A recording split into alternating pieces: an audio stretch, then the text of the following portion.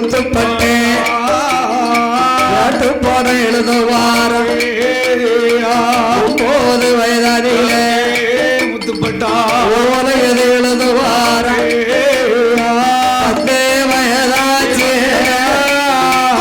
10 நல்ல வயதானிலே பல கலைகளையும் படிக்காரு 12 வயதுக்குள்ள செல்லமுத்து பட்டணவன் செல்லமுத்து பட்டணமே பல சாத்திரத்தாய்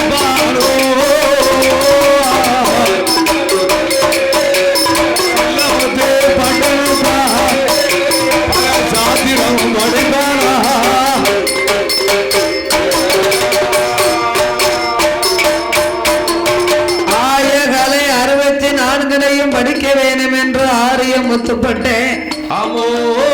அந்த ஆரிய நாட்டிலே குருவாய வைகுண்ட வாத்தியார் முன்னாலே ஹரிஹரி கொன்ற ஹரிஹரி கொன்ற அறிந்து கொண்டாரா என்று படித்து கொண்டாரா அன்னையும் என்று படித்து கொண்டாரா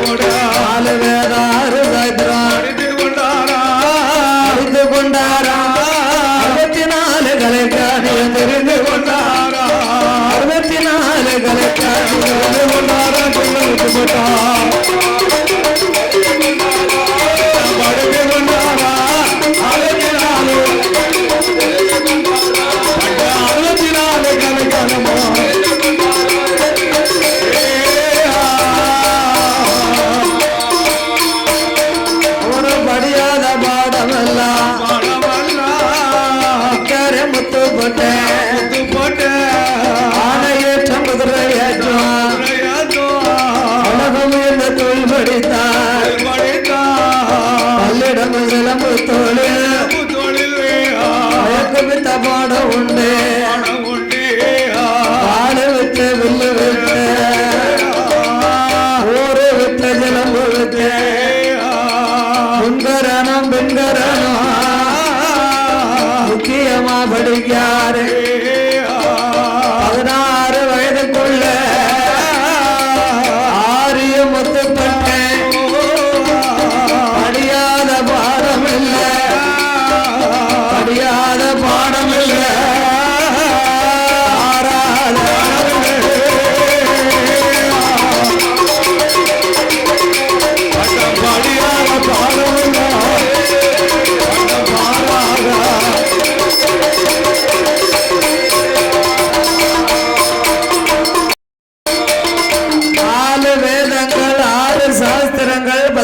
புராணங்கள் 32 தான தர்மங்கள் 64 கலைக்காணியம் அது செல்லமுத்துப்பட்ட 96 தத்துவங்கள் 108 யாகமங்கள் உரிச்சு நன்னூல் சூடாமணி நிகிந்து விவேக சிந்தாமணி ஆகிய கல்விகளை எல்லாம் கற்று வருகின்றார். பட்டனுக்கு வயது 16. பல கலைகள் எல்லாம் படித்து வருகின்ற பொழுது ஆரிய நாட்டிலே சமஸ்கிருதங்கள் சங்கீதங்கள் புராணங்கள் எல்லாம் படித்து வந்தார். சங்கீத ராமாயணம் சிறப்பா படித்தார். அப்படி படித்து வரக்கூடிய நாளையிலே ஆரிய நாட்டிலே மாசி மாதம் மகா சிவன் ராத்திரி மகிமையா கொண்டாட வேண்டும் என்று எல்லா மக்களும் ஆதி சிவராத்திரினா கொண்டாடத்தான் செய்வாங்க. சிவராத்திரி அன்னைக்கு நீங்க என்ன கொண்டாடுவீங்க? சிவராத்திரி சாயம் விடுவோம், ஆடு வெட்டுவோம், கோழி வெட்டுவோம், பொங்கல் விடுவோம், மறுநாள் அதை கோழி குழம்பு வச்சு சாப்பிட்டுருவோம். நம்ம அப்படித்தானே செய்வோம். ஆமா ஆமா ஆமா. ஆனா பட்டமார்கள்லாம் அப்படி பண்ண மாட்டாங்கல்ல. அக்ரஹாரத்திலே அந்தணர்கள் வந்து சிவன் ராத்திரி மகிமையை சிறப்பா கொண்டாடி ஆமா விடிய விடிய கண்முழித்து இருந்து புராண கதைகளை படிக்க சொல்லி கேட்பாங்களாம். இப்ப விடிய விடிய ராமாயணமோ மகாபாரதமோ அந்த காலமெல்லாம் சிவன் ராத்திரி அன்னைக்கு விடிய விடிய தூங்க மாட்டாங்க, விடிஞ்சும் தூங்க மாட்டாங்க, சாப்பிடே மாட்டாங்க சோறு. நாளைக்கு சிவன் ராத்திரி வருது அப்படின்னா இன்னைக்கு நைட்ல இருந்தே சோறு சாப்பிட மாட்டாங்க. அவனுக்கு இட்லி தான் தோசை தான் சாப்பிடுவாங்க. இட்லி கூட சாப்பிட மாட்டாங்க, தோசையை தான் சாப்பிடுவாங்க. ஓ அப்படி ஒண்ணு இருக்கோ. இட்லி சாப்பிட்டா கூட தூக்கம் வந்துருமா. சிவன் ராத்திரி அன்னைக்கு மொத்தத்திலேயே சாப்பிடக்கூடாது. இப்ப அது முடிவு பண்ணி சோறு சாப்பிடக்கூடாதுயா. சிவன் ராத்திரி முடிஞ்ச மறுநாள் தான் சாப்பாடெல்லாம் பொங்கி சாப்பிடுவாங்களாம். ஆமா அப்ப அந்த காலத்துல சிவன் ராத்திரியை விடிய விடிய பெண்கள் முடிச்சிருந்து சிவராத்திரி அன்னைக்கு ஒரு சொட்டு ஒரு பொட்டு கூட உறங்கப்படாது, பொட்டு தூங்க கூடாது. சிவராத்திரி அன்னைக்கு நல்ல மத்தியானத்துல நல்ல அவியல் பொரியல் வச்சு சாப்பிட்டு சாம்பார் அப்பளம் வடை பாயாசத்தோட முங்க ஒரு பிடி பிடிச்சிட்டு முக்கு முட்டை பிடிச்சிட்டு அன்னைக்கு தான் 8 மணிக்கே நம்ம தூங்கிடுவோம். பாத்துக்கோங்க, மத்த நாள் கூட தூக்கம் சோழர்களே முக்கியமா 6 மணிக்கு தூக்கம் வந்துடும். கேட்டா இன்னைக்கு முழுக்க வேலை, வீடு வாசல் கழுவ முழுவ விளக்கு தேய்க்க துணி துவைக்க சோறு பொங்க விளக்கு தேய்க்க, அதனால காலம் வரை நான் தூங்கிட்டோம்பாங்க.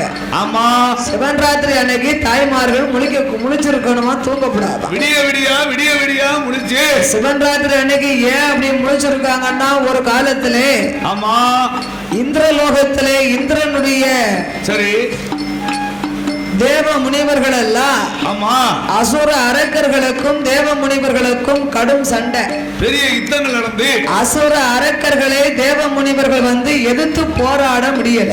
ஓஹோ அவர் சிவபெருமானை அழைத்து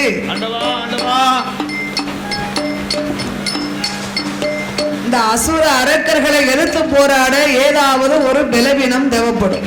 ஆமா அப்ப அன்று ஒரு காலத்திலே அசுர அரக்கர்கள் எல்லாம் சரி திருப்பால் கடல்ல என் பெருமாள் கண்ணன் தேவாமிர்தத்தை கடைந்து பலமாறும் பொழுது ஆமா தேவ முனிவர்களோடு இருந்த அமிர்தத்தை அருந்தினதுனால அவங்களுக்கு பலம் அதிகமாயி போச்சு. ஓஹோ அதிகமாயி போச்சு. அதனால தேவ முனிவர்களுக்கெல்லாம் எதிர்த்து போராடக்கூடிய பலம் கிடையாது. கிடையாது. உடனே சிவபெருமானை கண்ட ஆண்டவா பகவானே அசுர அரக்கர்களை எதிர்த்து போராட எங்களுக்கு பல வேணும், அதுக்கு ஒரு வழியை சொல்லும். அதுக்கு நாள் பார்த்து தினம் குறிச்சு உடனே ஈசனாகிய பகவான் ஆமா என்னால யாருக்குமே வரத்தை கொடுக்கத்தான் முடியுமே தவிர ஆமா அதை வாங்க முடியாது. முடியாது. அதனால உலகத்தை அனைத்தையும் படைப்பது பிரம்மதேவன். ஆமா பிரம்மதேவன் படைத்த மனுக்களுக்கெல்லாம் உயிரை கொடுக்கத்தான் எனக்கு வேலை. நான் கொடுக்கும் உயிர்களை காத்து ரட்சிப்பது கண்ணபிரானாகிய காக்கும் பெருமாள் என் பெருமாளுக்கு தான். அதனால நீங்க அவற்றை போய் சொல்லுங்க. ஆமா உடனே தேவ முனிவர்கள் எல்லாம் திருப்பால் கடலுக்கு வந்து திருமாலை கண்டு அழுது முறையிட்டார்கள். பரம்பொருளே அசுர அரக்கர்களை எதிர்த்து போராட எங்களுக்கு பல வேணும், அதுக்கு ஏதாவது ஒரு வழியை சொல்லும். ஆமா உடனே ஸ்ரீம நாராயணமூர்த்தி தேவ ரகசியங்களை பேசினார். இந்திரலோகத்திலே அசுர அரக்கர்களை எதிர்த்து போராடணுமான திருப்பால் கடல்ல மறுபடியும் தேவா அமிர்தத்தை கடையணும். மறுபடியும் தேவா அமிர்தத்தை கடைவதற்கு திருப்பால் கடல்ல பூமியை வளைத்து ஒரு தாலி பானையாக்கி பாறையை வளைத்து அதை அடுப்பாகவே கூட்டி கடல் ஆவியை பாலாக்கி மந்திரகிரி எனும் மலையவே மத்தாக பிடித்து ஆதி சேடனை கயராக திரித்து தேவ முனிவர்கள் வால் பக்கமும் அசுர அரக்கர்கள் தலைப்பக்கமும் நின்று தேவாமிர்தத்தை கடைந்தார்கள். அப்படி அமிர்தம் கிடையும் பொழுது அங்க யார் வருகின்றார்கள்? முதலாவது அமிர்தத்தில முதலாவது மூத்தவள் மூதாதேவி முத்ராதேவி பிரப்பாள், இரண்டாவது அமிர்தத்தில் லட்சுமியா பிறக்கா. முதல் பிறந்த மூத்த தேவியா இருப்பதினால அந்த அமிர்தத்திலே முதல்ல உலகம் தோன்றும் போது பிறந்தவள் மூத்தவள் மூதாதேவி. அந்த மூதாதேவியை நாம் பூமியிலே விட்டோமே ஆனா அந்த உலகம் எல்லாம் முழுகி விடும் அல்லவா? அதனால ஆண்டவன் மூதாதேவியை அழைத்து அம்மா நித்ராதேவி நீ எங்கும் போக வேண்டாம் என்று மூதாதேவியை எடுத்து தன்னுடைய முதுகிலே வைத்துக் கொண்டார். தன் முதுகில் வச்சுக்கிட்டாரா? தீயவர்கள் வீட்டிலே நீ தினந்தோறும் குடியிருப்பாயாக. போ போ. நல்ல எப்ப பார்த்தாலும் சாப்பிட்டு உறங்குவாங்க, ஊர் புறணி பேசுவாங்க, வம்பெடுப்பாங்க. அந்த வீட்டுல போய் முக்குல இருந்துக்கோ. மூதேவி கண்டிப்பா குடி இருந்துருவா பாத்துக்கோங்க. ஆமா ஆமா. அதனால தீயவர்கள் வீட்டிலே தினந்தோறும் குடியிருப்பாயாக. ஆமா. இரண்டாவது அமிர்தம் கடைந்தார்கள். அமிர்தம் கடைந்தார்கள் எழுதி. இரண்டாவது அமிர்தத்திலே லட்சுமியாதான் பிறந்தாள். லட்சுமியால் பிறந்த போலே ஆத்தாரே பகவானோ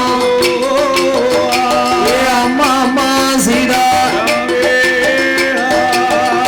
மூதாதேவி இரண்டாவது பிறந்தவா ஸ்ரீதேவி லட்சுமி. அம்மா நல்லோர்கள் வீட்டிலே நாள்தோறும் குடியிருப்பாயாக. நல்லோர்கள் வீட்டிலே நாள்தோறும் குடியிருக்க வேண்டும் என்று அந்த லட்சுமி தேவியை மைத்துனராகப்பட்ட ஸ்ரீமன் நாராயணமூர்த்திக்கு கட்டி வைத்தார். கல்யாணம் செய்து சிறப்பாக முடித்து வைத்து லட்சுமியை கிருஷ்ணருக்கு கட்டி வைக்க அங்கே மூன்றாவது அமிர்தத்தில் வந்து பிறந்திடமா ஆண்டவே தனக்கு வாகனமாக மாற்றிக் கொண்டார். மறுபடியும் நாலாவது அமிர்தத்தை கடைந்தார்கள். அசுர அரக்கர்கள் தலைப்பக்கமும் தேவ முனிவர்கள் வாழ்பக்கமும் நின்று கொண்டு தேவா அமிர்தம் இழுத்து கடைய கடைய நாகத்துக்கு வேதனை தாங்காம வாய்க்குள்ளே இருக்கும் நஞ்சை அமிர்தத்துக்குள்ளே கக்கி விட்டது.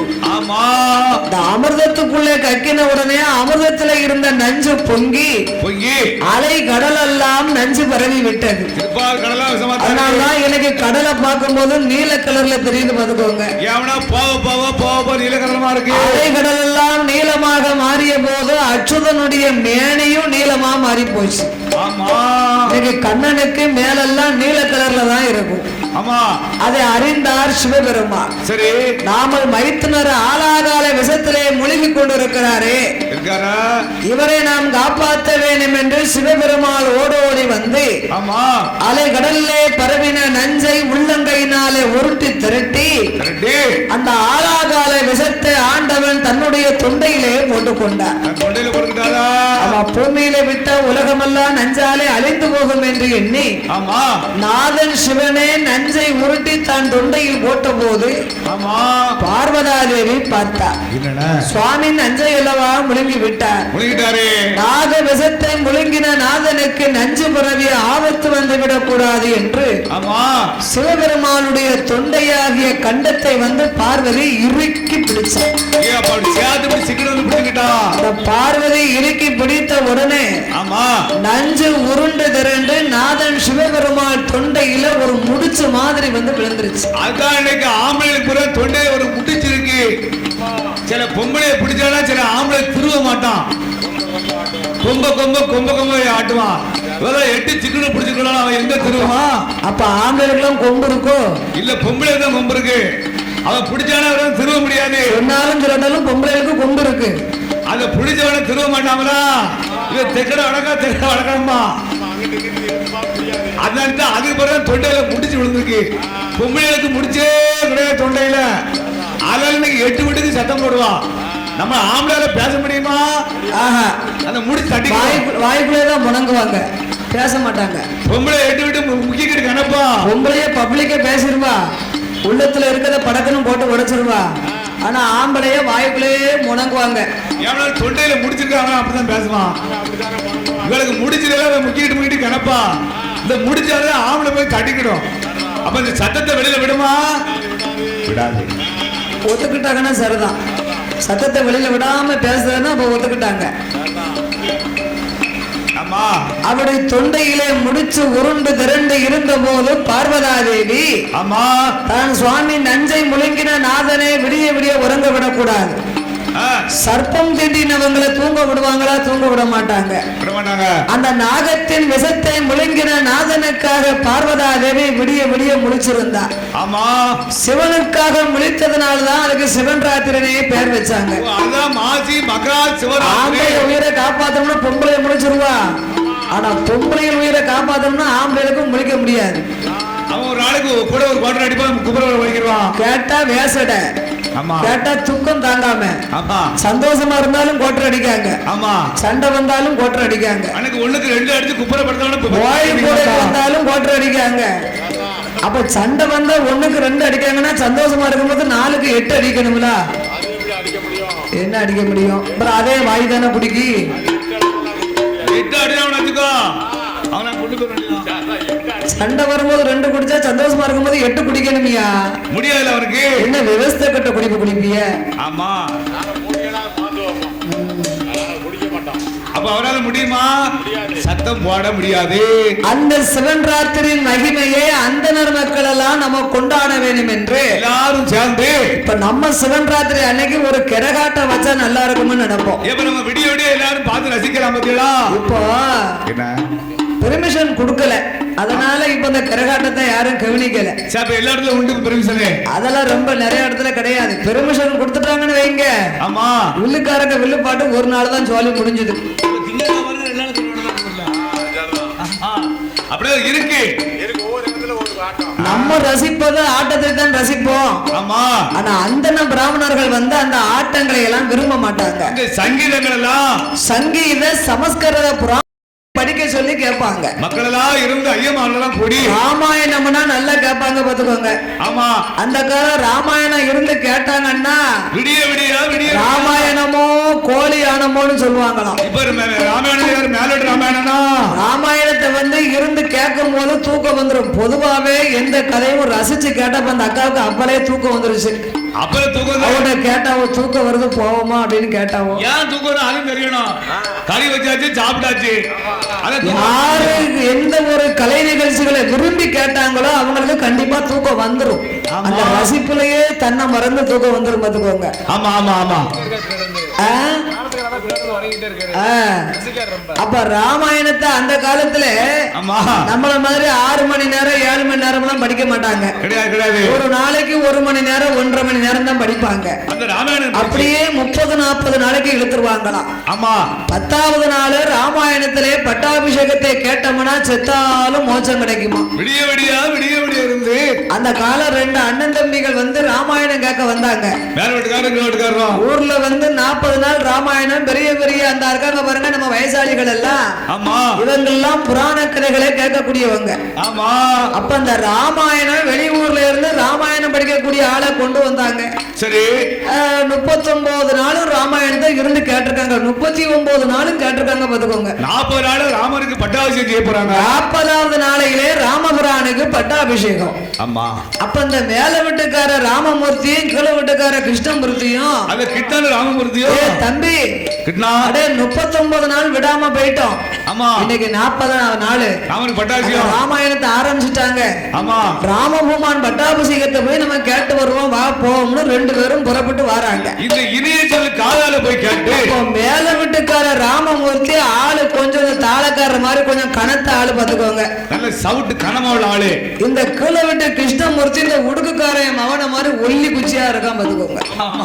அந்த ஆளு ஒல்லியா இருக்காரு. ஆமா இவங்க 2 பேருமே ராமாயணத்தை கேட்க வந்துகிட்டு இருக்காங்க. சரி கூட்டம்னா கூட்டம் 40வது நாளையில ராமாயணத்தை கேட்க எள்ளு போட்டா எள்ளு எண்ணெய் ஆயிரும். அப்படி ஒரு கூட்டம். அப்பேற்பட்ட கூட்டம் தான் இருந்து அப்போ இந்த கீழ விட்டு கிருஷ்ணமூர்த்தி ஆளு ஒல்லியா இருக்காரு பாருங்க. அந்த புலவர் வாயில என்ன சொல்றாருன்னு புலவரே பாத்துக்கிட்டு வந்தார்ல. அவருக்கு கூட இடம் கிடைக்க மாட்டேங்குது. கீழே இடம் இருக்கிறதும் இல்லாததும் அவருக்கு தெரியல. ஆமா ஆளு ஒல்லி டவக்குன்னு வந்து கொஞ்சம் போல இடம் கிடைச்சது அதுல உட்கார்ந்துக்கிட்டாரு. மேல வீட்டுக்கார ஆள் கடத்த ஆளு பாருங்க. அவரை கைய பிடிச்சுக்கிட்டே இவர் வந்தார்ல. அவர் தோல்ல மேல வீட்டுக்காரர் உட்கார்ந்துக்கிட்டாரு. ஒல்லி ஆளு வந்து கடத்த ஆளு தோல்ல வந்துக்கிட்டாரு. கீழே இருக்க கிருஷ்ணமூர்த்தி ஒல்லி ஆளாவது மேல நம்ம அண்ணன் உட்கார்ந்துருக்காருன்னு அவர் கவனிக்கல. எவனா அந்த கவனம் அப்படி போய்கிட்டு இருக்கு. ராமாயணமா கேட்டு இந்த மேல வீட்டுக்காரரும் நம்ம தம்பி முதுகுல இருக்கோமோ அப்படின்னு அவரும் நினைக்கல. 40வது நாளையில பட்டாபிஷேகம் முடிஞ்சு கூட்டமெல்லாம் எந்திரிச்சு போய்கிட்டு இருக்காங்க. கூட்டமெல்லாம் கலைஞ்சு போகுது. அந்த கீழே உட்கார்ந்தாருல கிருஷ்ணமூர்த்தி ஒல்லி ஆளு. ஆமா அவருக்கு இந்த பொசம் வலி தாங்க முடியல. தோல் பொசத்துல இருக்காரு. இட்டாண்டி உருவத்தை தூக்கி தோல்ல வச்சோம்னா என்ன ஆகும்? சின்ன தண்டிக்கா இருக்கு. அப்போ இந்த எதிரில இருக்க கிருஷ்ணமூர்த்தி சொன்னாரு, அண்ணே என்ன ராமாயணம் கேட்ட எனக்கே என் பொசம் இந்த வலி வலிச்சதுன்னா இந்த கனமா இருந்துச்சுன்னா ராமாயணம் படிச்சவருக்கு எப்படி இருக்கும், எம்பிட்டு கனமா இருக்கும்னாரு. பைத்தியார மனுஷா. அப்ப அந்த ராமாயணத்தை கேட்கக்கூடிய இன்ட்ரெஸ்ட்ல நம்ம மேல இவர் உட்கார்ந்து இருக்காருன்னா அவரை கவனிக்காம தானே அப்படி பேசுறாரு. ஆமா ஆமா. அப்ப மேல வீட்டுக்காரு சொன்னாராம், போடா பைத்தியாரா, ராமாயணம் பஞ்சுமத்த மாதிரி இருந்துச்சுப்பான்னாரு. எவ்வளவு மேல அவர் இருந்து செவனாரு, அவர் பஞ்சுமத்தியா தானே இருக்கும். அப்ப பக்கத்துல இருக்கவங்க சொன்னாங்க, அட பைத்தியாரா, ராமாயணம் கேட்கக்கூடிய இன்ட்ரெஸ்ட்ல நீங்க அவன் தோல்ல இருந்ததை மறந்து பேசியப்பா. பஞ்சமத்தியா இருந்திருக்கு. அப்படி எல்லாம் ரசிச்சு அந்த கால ராமாயணத்தை கேட்டாங்க. ஆனா ஐயமாரெல்லாம் அப்படித்தான் படிப்பாங்க. கோழிக்கறியை இன்னைக்கு கறி வச்சு நாளையில இருந்து மண்சட்டியில சுண்ட வச்சு சாப்பிட்டா எப்படி இருக்கும்? அப்ப அதே மாதிரி ராமாயணத்தையும் டெய்லி இருந்து இருந்து இருந்து கேட்க நல்லா இருக்கும். அப்ப ஐயமார் அதுக்குத்தான் ராமாயணமோ கோழியானமோன்னு சொன்னாங்க. ஆமா ஆமா. அப்ப இந்த ராமாயணத்தை படிக்கும்போது சிவன் ராத்திரி மகிமையை நம்ம கொண்டாடணும். மக்கள் ஆரிய நாட்டு கொண்டாடணும். சிவன் ராத்திரி மகிமையை கொண்டாடமானா ஆமா. ஓ அம்பி, ஓ அம்பி, வா. ஓ வாடா. என்னப்பா நம்ம ஊர்ல இன்னைக்கு மாசி மகா சிவன் ராத்திரி. சிவராத்திரி ராமாயணம் படிக்கிறவ யாராவது இருக்காளா? ஆமா இருக்காங்க இருக்காங்க. ஐயோ உங்ககிட்ட தாண்டா கேக்குறேன். இருக்காங்க இருக்காங்க. அக்கரகாரன் போயிட்டு வரியா? அக்கரகாரத்துக்கு போயிட்டு வரியா? நான் போயிட்டு வரேன். அங்க போய் ராமாயணம் படிக்கிறவா இருந்தா பார்த்து கூட்டிக்கிட்டு வா. ஆமா, இவரு ராமாயணம் படிக்கிறதுக்கு ஆளை போய் பார்த்தாரு. எல்லா பக்கம் பார்த்தாச்சு. பரவாயில்ல, கூப்பிட்ட உடனே வந்துட்டாங்களா? ஆமா. அப்ப இந்த பற்றுகள் எல்லாம் ஒன்று கூடி இந்த ஐயமார்கள் எல்லாம் ஆரிய நாட்டிலே அந்தன பிராமணர் எல்லாம் பேசுறாங்க. ஊர்ஜாயிட்ட கூட்டம் போட்டு பேசுறாங்க. ஓ சுப்பையரே என்ன, ஓ வெங்கட்டையரே, ஓ ராமையரே, என்ன, ஓ கண்ணாயரே, இன்னைக்கு மாசி மகன் ராத்திரி இல்லையா? ஆமோ. ராமாயணம் பாடுறவா யாராவது இருந்தா சொல்லு. ஓய், நம்ம ஐயர் குலத்துல ஐயமார் குலத்துல பிறந்தவர் இன்னைக்கு நாம ராமாயணம் பாட சொல்லி விடிய விடிய கேட்கணும்டா. ஆமா. அதுல ஒரு வேதியரு, ஒரு பற்று, கையில வெண்ணெய் இருக்கும் போது ஏன் நெய் கலையணும்? நம்ம ஊர்ல நம்ம சிவசுந்தர பட்டருடைய திருமக பிள்ளைகள் 7 பேர் இருக்காங்க இல்லையோ? எங்க அப்பா பட்டன், குப்பா பட்டன், சங்கு, சரவணா, தர்க்க சோமலிங்கப்பட்டனுக்கு இளையவா. அப்பா பட்டன், குப்பா பட்டன், அழகு சோமலிங்கப்பட்டன். ஆமா. சங்கு, சரவணன், தர்க்க சோமலிங்கப்பட்டன் இந்த 6 பேருக்கு இளையவனாக பிறந்த பிள்ளையாண்டான் இருக்கிறான். செல்லமுத்துப்பட்டன், முத்துப்பட்டன் ஆரிய நாட்டுல ஆளிலே அழகனா அழகிலே மன்மதனா இருக்கிறானா. அவர் ராமாயணம் படிப்பாராமலா? அக்கம் பக்கம் லேசா பேசிக்கிட்டாங்க. ஆமா. ராமாயணம் பேச பாடுவானாமே, அழகா படிப்பானாமலா? அவனை அழைச்சு கொண்டு வந்த அம்பலச்சாவடியிலே அமர வைத்து ராமாயணம் பாட சொல்ல வேண்டும் என்று அந்தணர்கள் ஒன்று கோடி ஒன்று, அந்தணர்கள் ஒன்று கோடி ஒன்று ஆரிய நாடாரில சிவசுந்தர பட்டருட பட்ட சிவசுந்தர பட்டருட அரமனைக்கு வாராரே.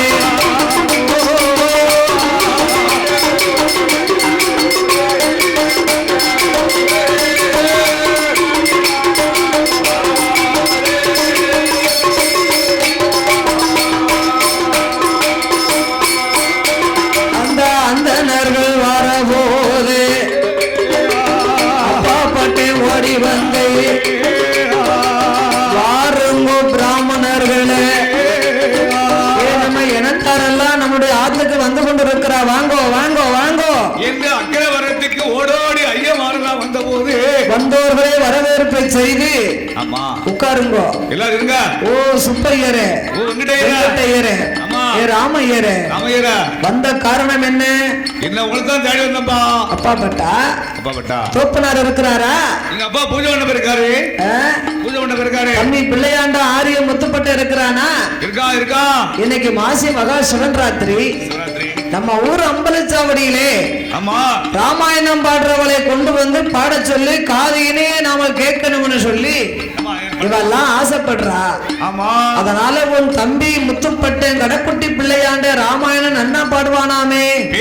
பாடுவானாங்களா? தம்பி பாடுவா பாடுவாமனு அக்கம் பக்கம் உள்ளவளான்னு சொல்லித்தானே நீங்க வந்தேன். ஆமா ஆமா. நான் என்ன சொல்லணும்? தம்பி நன்னா பாடுறாமனு நான் சொல்ல முடியுமா? சொல்ல முடியுமா? பேஷா பாடுவாமனு பெரிய ஆளெல்லாம் சொல்றா. நானும் அதை கேட்டு அதனால அம்பலச்சாவடிக்கு வந்துடுவான் நம்ம தம்பி, நீங்க போயிட்டு வாங்கோ ஆமா என்று அப்பா பட்டன் அந்தன பிராமணர்களை அனுப்பி வைத்தார். ஆமோ தம்பியே முத்துப்பட்டா, ஏ முத்துப்பட்டா, முதல்ல அம்மா உனக்கு ஒரு நிகழ்ச்சி வந்திருக்குடா. என்னப்பா? என்னன்னா? சமஸ்கிருதம் படித்தவன், சங்கீதம் படித்தவன், புராணங்களை படித்தவன், ராமாயணம் படிச்ச முத்துப்பட்ட நீ ராமாயணம் பாடணும்னு நம்ம ஊர் அக்ரஹாரத்துல உள்ள நம்ம பிராமணர் எல்லாம் ஒன்று கூடி நம்ம வீட்டுக்கு தேடி வந்தாங்க. தேடி வந்தாங்கடா. நான் வரணும்னு சொல்லி வாக்கு கொடுத்துட்டேன். நீ வருவேன்னு நான் வாக்கு கொடுத்துட்டேன். நாளைக்கு போய் போகுவதற்கு நோக்கு சம்மதமோ? அண்ணன் சொன்னா தட்டுவாரா?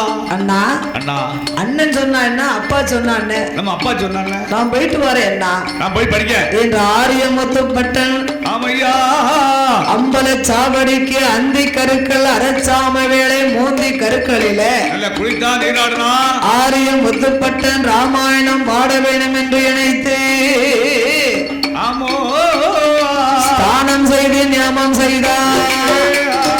ஸ்தானம் செய்து ஞாபகம் பட்டத்தார தான் ஒடுங்கி பவள மாலை போட்டுக்கொண்டு திருநேற்று காப்பணிந்து செந்தூர பொட்டு வைத்து ராமாயண புஸ்தகத்தை ஆரியம் முத்துப்பட்டன் அவசரமாதான் எடுத்து அம்பலச்சாவடி வாரானே புறப்பட்டு வரபோது சிவகாமி ஆட்சியவா செல்ல மகனை பார்த்தாடே. எங்க அப்பா இந்த பட்டத்தாருக்கும் நம்ம மகன் முத்துப்பட்டேன் கடைக்குட்டி பிள்ளையாண்ட இத்தனை நாளும் இல்லாத அழகு இன்னைக்கு இருக்கிறானே. பட்டத்தாருக்கும் பவளபாதிக்கும் முப்புரிகளுக்கும் ஸ்தானம் செய்து நியமம் செய்தான். சலவை பட்டத்தாரை உடுத்தினான். நூல் போடலாம். திருநேற்று காப்பணிந்து செந்தூர பொட்டு வைத்து முப்பரி நூல் அணிந்து ஆரிய முத்துப்பட்டன் கழுத்துல வேதியர்கள் பவள மாலை போடுவாங்க. ஒரு செயின் போட்டுப்பாங்க. பவள மாலைன்னா என்ன? செயின் எல்லாம் இப்பமெல்லாம் போடுறாங்க. ஆமா. பவள மாலைன்னா இந்த திராட்சை பழம் இருக்கும் பிறகு திராட்சை பழம் முந்திரி பழம் முந்திரி பழம் மாதிரி மாலையை போட்டிருப்பாங்க. வடநாட்டுல உள்ள ஐயர்லாம் அப்படித்தான் போட்டிருக்காங்க. ஆமா ஆமா. இப்ப நம்ம நாட்டு ஐயர் பூரா ஒரு வெற தண்டில சங்கிலி எல்லாம் போடுறாங்க. சங்கிலி போட்டாதான் அவர் பூசை மணி அடிக்க முடியும். கிடுக்கடி கிடுக்கடின்னு இல்ல. அப்ப வந்து பவள மாலைக்கு மரியாதை, செயலுக்கு மரியாதை. இப்போ தங்கமா பித்தாளையா கழுத்துல மினுக்குனா தான் கொஞ்சம் மரியாதை இருக்கு. அன்னைக்கு ஒரு ஐயரே கோயில் திருநாளைக்கு சங்கிலி போட்டிருந்தாரு. கையில அந்த கைஜீன் இருக்குல்ல, வீட்டுல அன்னைக்கு திருநாளைக்கு பாட்டு வந்தாரு. பெருமைக்கு மாவிடுச்சு. கை செய்து தொலைஞ்சு போச்சு. மர தேடுறாரு. இத்தனை நாளும் வீட்டுக்குள்ள பூட்டி வச்சிருந்தானே, நீ பார்க்க போட்டு தொலைஞ்சு வச்சுட்டி. அவரு அப்படி கோயிலுக்கு வரணும், தன் உள்ளத்துல நினைச்சு போடலாம். வட்டியை குறைய வாங்கணும். பெருமைக்கு மாவடிச்சு போட்டு வந்தாரு. வட்டி குறைய வாங்கணும். கடையில தொலைஞ்சே போச்சு, எடுக்கவே முடியல அவரால. அங்க ஒரு ஊருக்கு போயிருந்தோம். ஆமா. அதாவது நம்ம வந்து கோயில் குளத்துல போகும்போது அந்த காலத்திலே ஒரு சிவன் கோயில் இருந்தா ஒரு ஊர்ல ஒரு ஐயரை கூட்டியாந்து ஊரார்கள் ஒன்று கூடி ஒரு வீடு எடுத்து கொடுத்து ஒரு 5 மரக்க விதப்பாடு வாங்கி கொடுத்து ஊர் சார்பாக அதுல பாடுபட்டு அதுல வரக்கூடிய தானிய தவசுகளை வித்து அமுது படைச்சு பூஜை செய்வாங்க. அதை வைத்து கோவிலுக்கு அமுது படைக்கணும். தீபத்துக்கு எண்ணெய் வாங்கி ஊத்துவாங்க அந்த காலத்துல. விளக்கு எண்ணெய் ஊத்தி வருது. அப்பந்தான் அவங்களுக்கு நித்திய செலவுன்னு ஒண்ணு தேவைப்படும். அத 10 ரூபாய் தாமதத்துல போடுவாங்க. வயக்காடு எடுத்து கொடுத்தாங்கன்னா அந்த வயக்காடு மாசூல் விளையுது வரைக்கும் நம்மளுக்கு கை தொட்டு வேணும்ல. படக்கிற ஒரு ஆஸ்பத்திரிக்கு போகணும், நம்ம நினைச்சதை வாங்கி சாப்பிடணும், ஒரு நன்மையோ திரும்ப அப்படின்னு சொல்லிதான் பூசை செய்யும் போத்திகளுக்கு அந்த தீபாரதனை காணிக்கையா போட சொன்னாங்க. 10 ரூபாயோ 5 ரூபாயோ தட்ட போடுவோம். நம்ம இப்ப யார் போடுதா? நம்மளால முடிஞ்சது. அப்பமெல்லாம் 10 5 கிடையாது, 1/4 ரூபா, அரையனா, முக்கா துட்டு அப்படித்தான் போட்டாங்க. இப்ப அரையனா போட்டா வேண்டாம். இப்ப ஒரு அர்ச்சனை பண்ணணும்னா 20 ரூபாய் குறைஞ்சு பண்ண முடியாது. 20 ரூபாய் கொடுத்தோம்னா இன்னொரு ஆள் பேரை சொல்லுங்க. ஆமா. 10 ரூபாய் கொடுத்தா அந்த ஒரு ஆள் பேரை சொல்லிட்டு அப்படிதான் போச்சு, முடிஞ்சு போச்சு. அவ்வளவு சொல்லி முடிச்சு. ஆமா, அவங்களை சொல்லி குறை இல்லை, விலைவாசி அப்படி இருக்குதா? ஆமா.